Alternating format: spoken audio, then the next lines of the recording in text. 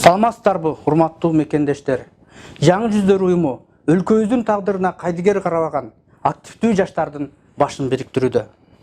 30 жылдык эгемен тарыхыбызда бир уч саясатчы сүрөйлөр бизди каалагандай калчап келишти.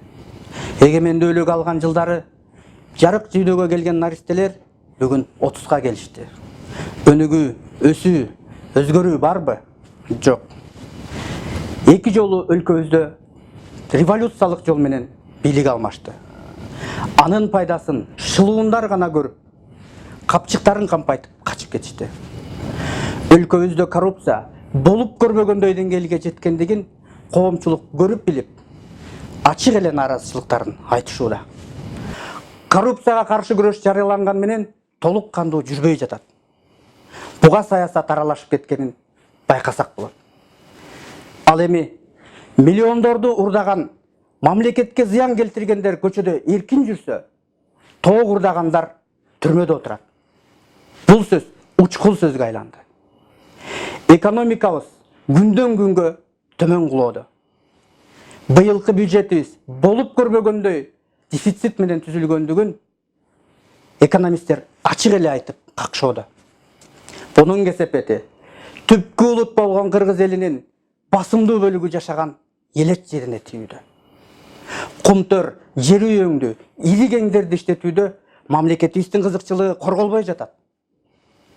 Ал эми Кытайдан алган карыз коомчулуктун жүрөгүнүн үшүн алып турат. Эгерде биздин бюджет дефицит менен түзүлүп жатса, кантип карыздан кутулабыз? Дагы бир орчундуу маселе өлкөбүздүн мамлекет катары бүтүндүгү болуп саналат. Бардыгыбыз түштүк чек араларындагы кандай татаал кырдаал түзүлгөндүгүн көрүп билип турабыз. Бийлик бул маселени чечүүнү колго ала албай жатат. Буга окшогон маселелер абдан көп.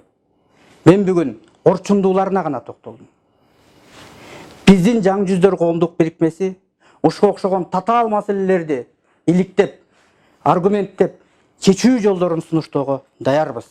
Ошону менен катар өлкөбүздүн жарандарынын жаш курагына, аял эркегине, улутуна карабастан пикирлеш болууга, маселеге үн кошууга чакырабыз.